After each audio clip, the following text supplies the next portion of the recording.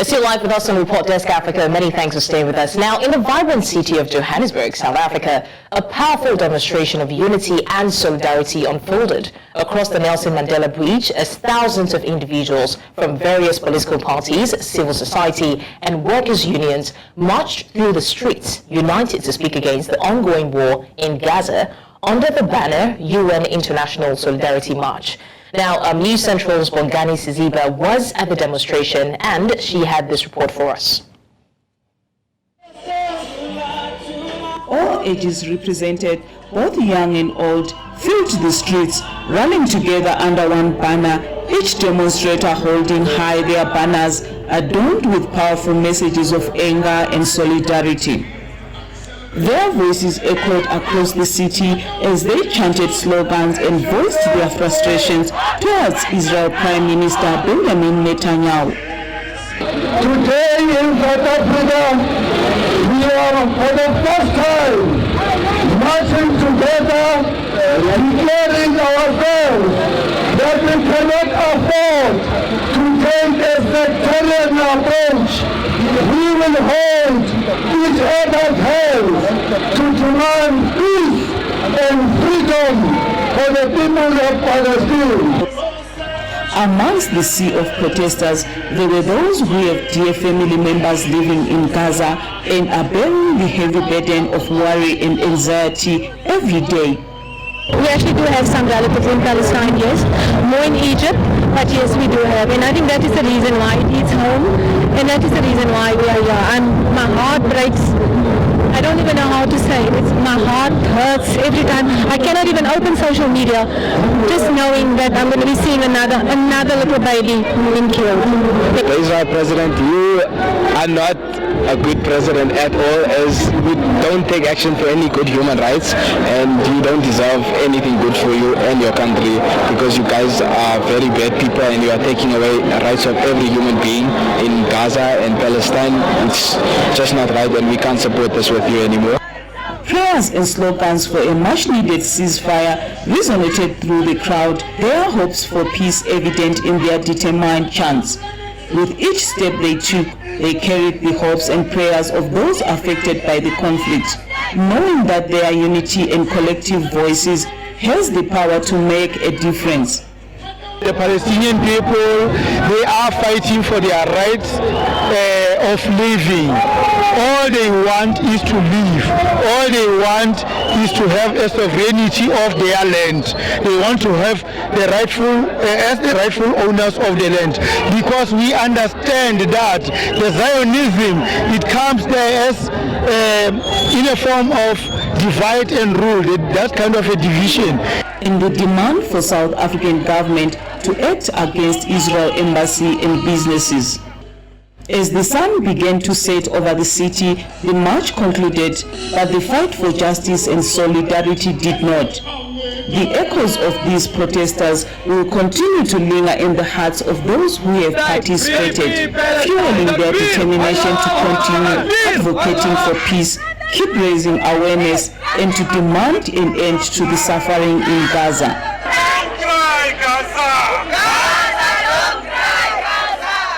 Bongani Siziba for News Central TV, Johannesburg.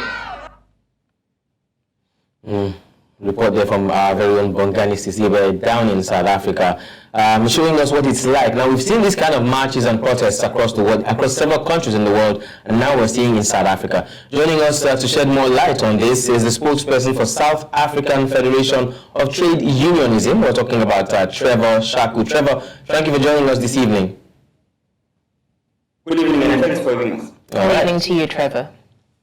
All right, Trevor, we'll go straight into the matter now. First of all, the solidarity work for Palestinians, I beg your pardon, to mark the International Day of Solidarity, with Palestinian people, recorded a large number of South Africans down there in South Africa.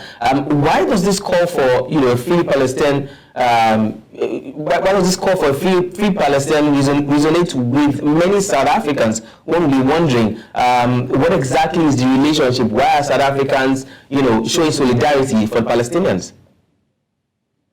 Look, it is incumbent upon us, and it is important for every South African to understand that the international solidarity is important, especially people in South Africa during the apartheid regime of the National Party, the white racist minority, which had oppressed us for many years.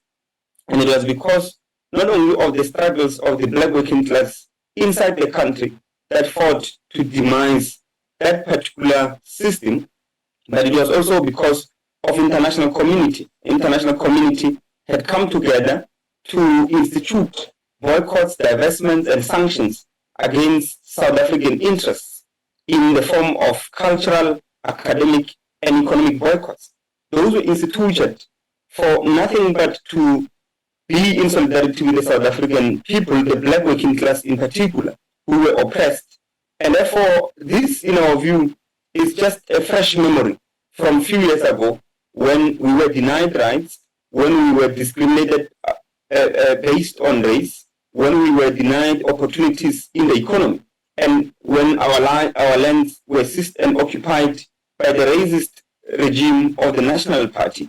So we are saying, because this is similar to what is happening in Palestine, where a settler colonialism had been established in the Palestinian territory in 1948, putting forward a system of oppression which systematically killed the Palestinian people, ethnically cleansing them, and continues to fire now and then missiles into the civilian population. And as we've seen since the 8th of October, we've seen that there's been an unprecedented attack on Gaza, and that has led to more than 14,000 people who have perished. And of course, the health officials in Gaza have already even said that they cannot count, they've lost count of the dead because many people have been buried in the rubble of those buildings which have been destroyed. So as South Africans, this struggle is close to our heart, compared, especially considering the fact that we became victorious against a white minority regime in the country because of international solidarity. Countries in Africa contributed immensely. Countries across the world contributed immensely to see us liberated, and that saw us ushering a liberal democracy in 1994.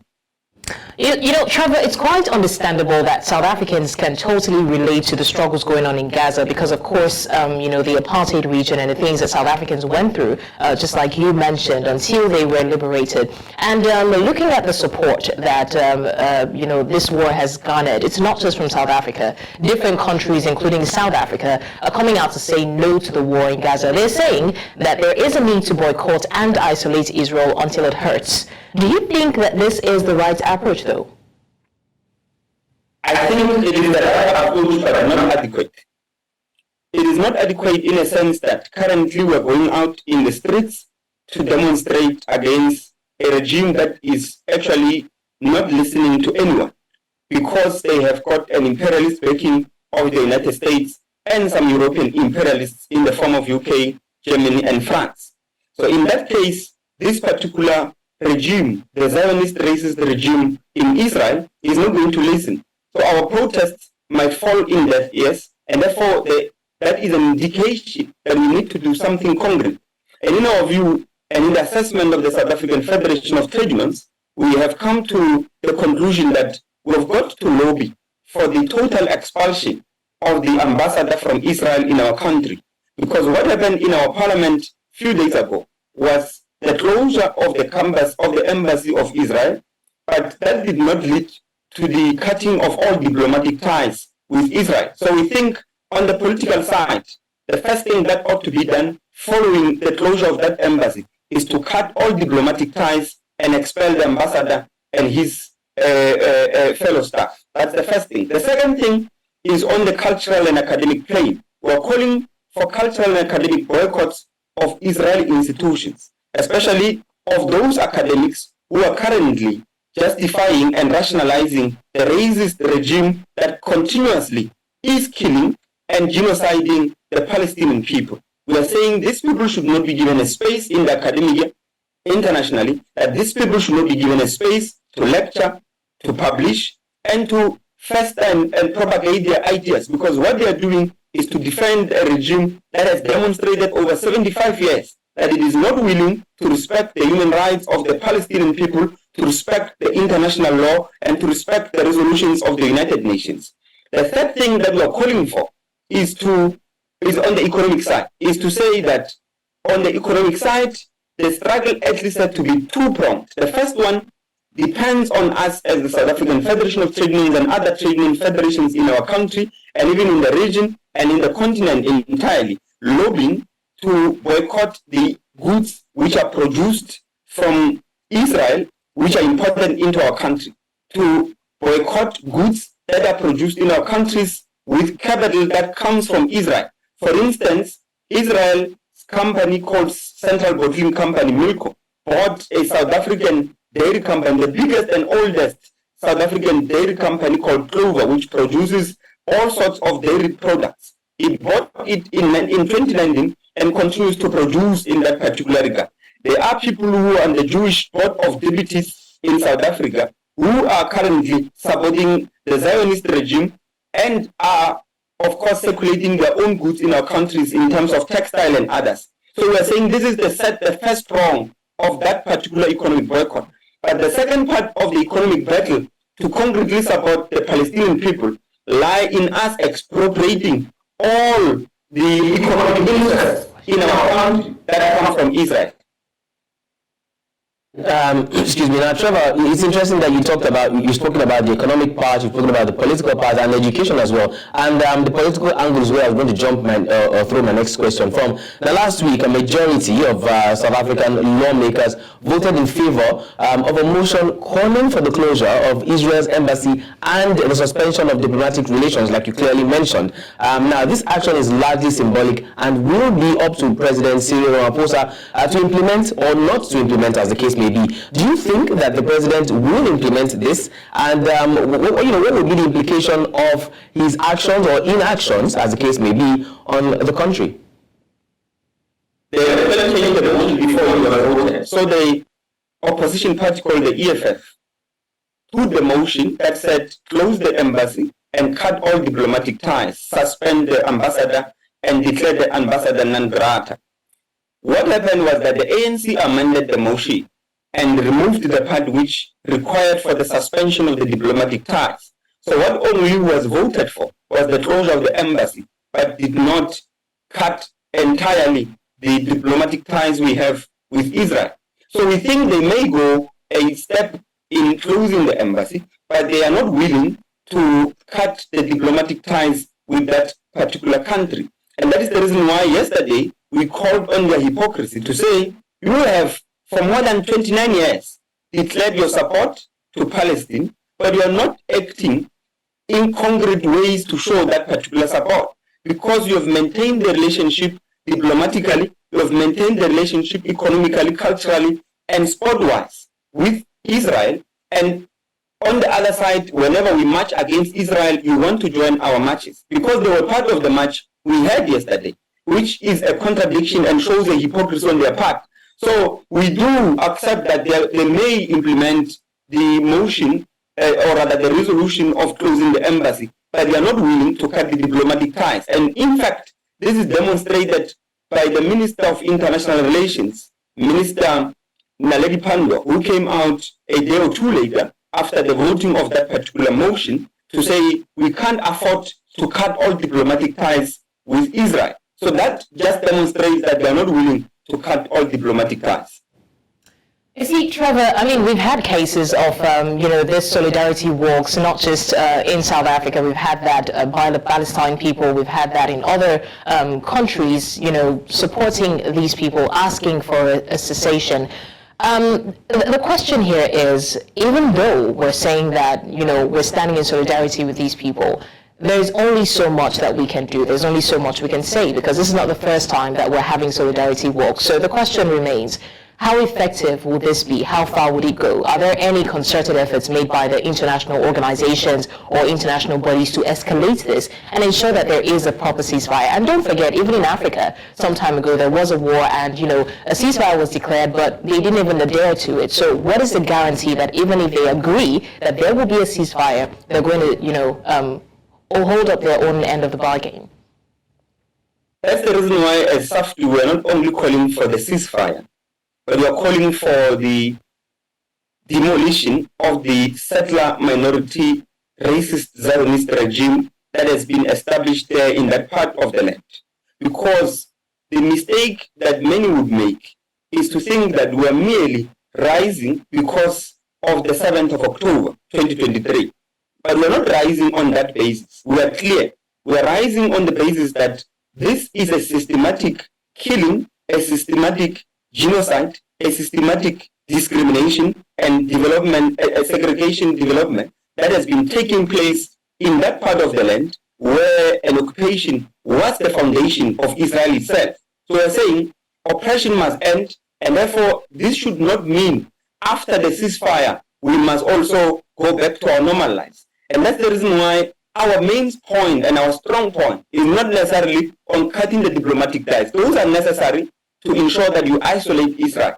But the most important thing which we think the working class across the country, across the region, across the continent and across the world can do concretely to demonstrate their support and solidarity to the Palestinian people is to start and initiate economic boycotts. We have already initiated them. We need to escalate that particular campaign to escalate the economic boycotts and ensure that those goods are not consumed. Most of the Israeli elite who are supporting the Netanyahu's regime and administration are capitalists, and they are circulating their capital across the world. And you remember, in order for a capitalist enterprise to be able to make profit, which is, by the way, the only and sole purpose and intent of any business enterprise to go into business, is to make profits. So the only way for them to be able to make profits is if the goods they produce, the services they offer, are able to be consumed. That is, if they are able to be circulated throughout in the market. Now, if you close the market for them, it means that their goods are not going to circulate, and therefore they are not going to realize value that is embedded in those particular products. The end result is that they will make losses, and they will start to pressure their political elite in some way to say, let's make certain concessions. And our concessions are nothing short of saying, let the people of Palestine have the right to self-determination and govern themselves. So much, Trevor Shaku, spokesperson for South African Federation of the Trade Union. We thank you so much for joining us and for contributing your own quota on this particular topic. And we hope that eventually, not just South Africa, not just Palestine, but that the rest of the world will get the peace that we are long looking for. Thank you so much once again, Trevor. Thank you very much for joining us. It's a pleasure, Trevor.